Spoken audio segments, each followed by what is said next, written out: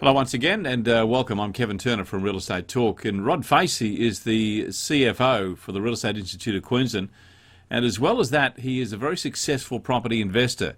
So, as is pointed out in a story in the latest Australian Property Investor magazine, you could say that his career aligns very closely with his passion for property, and that passion has seen Rod develop a portfolio of 7 properties worth many millions of dollars. He joins us. Hi, Rod. Thanks for your time. Thank you, Kevin. Pleasure being here.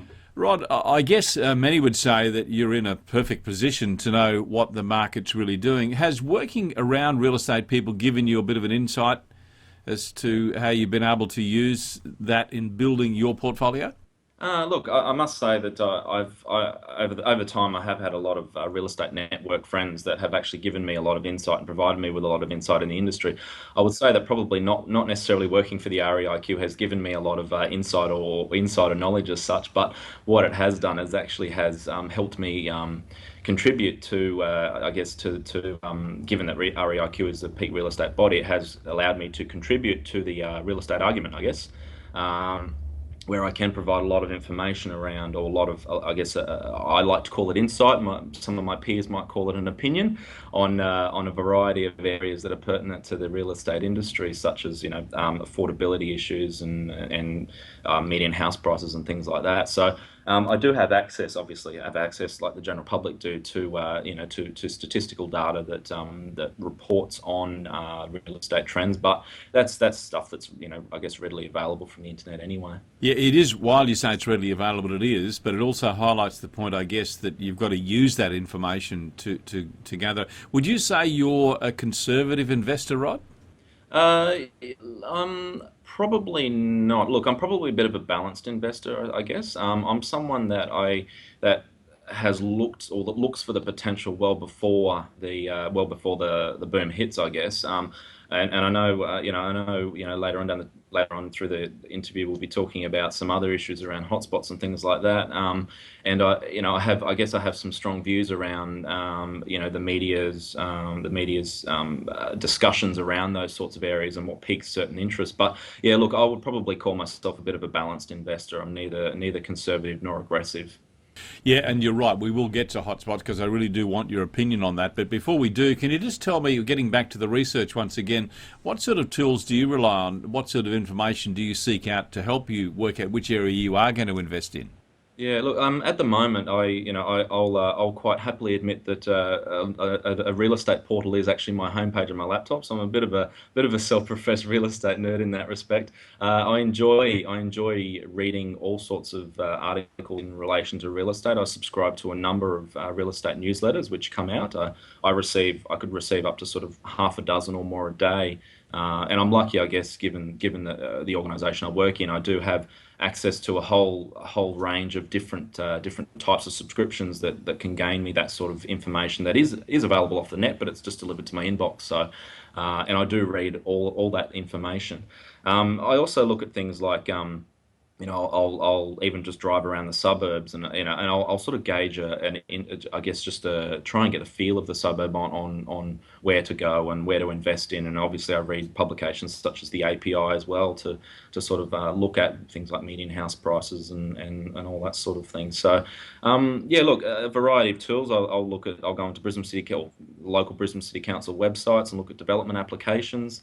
I'll subscribe to a number of pages on social media outlets that will provide me with that information as well. Let's get to hotspots. How do you feel about them? Look, I guess I have a bit of a mixed view on hotspots. I think just by virtue of hotspots are declared, probably most likely declared as areas of where there's been high volumes of transactions. So therefore, the media sort of grabs that and says, okay, well, this is an area of high activity, so therefore people need to start investing in it. At that point, in my view, the horse is actually already bolted.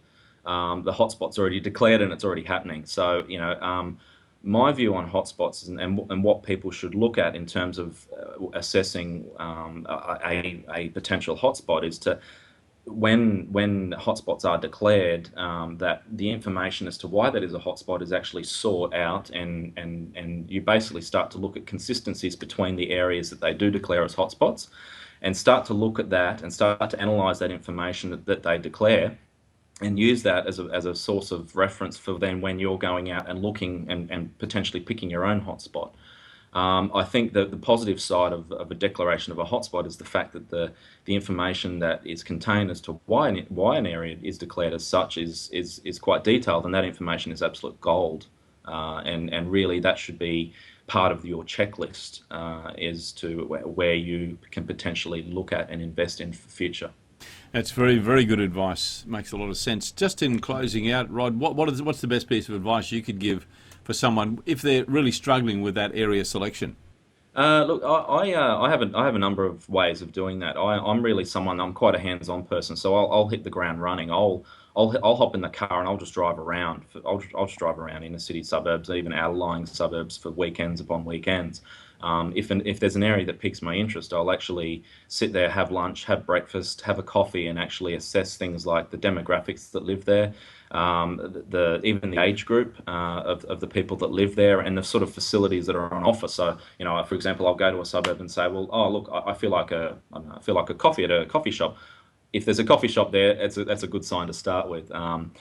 And things like, as I said, if I just go back to the demographics and if you can look at an area that has Gen Ys or younger living there, it shows that that area has the infrastructure to support the needs and wants of that generation, and it is obviously a suburb that probably has well connections to north and south coast and the cities. So that's one area. That's one thing I look at.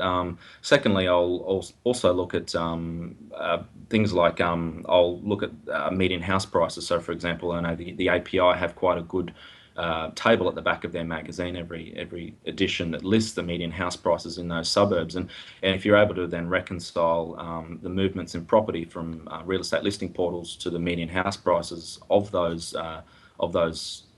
that particular table and secure property below essentially what is the market price, then you're buying well.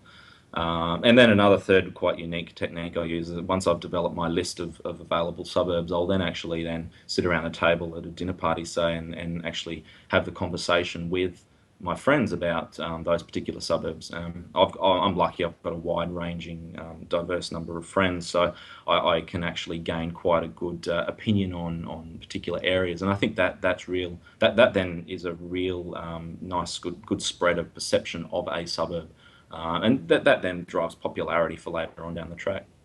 Rod, great talking to you. Congratulations on what you're doing, and love your work. So all the best, and look forward to catching up again soon. Fantastic. Thanks very much, Kevin.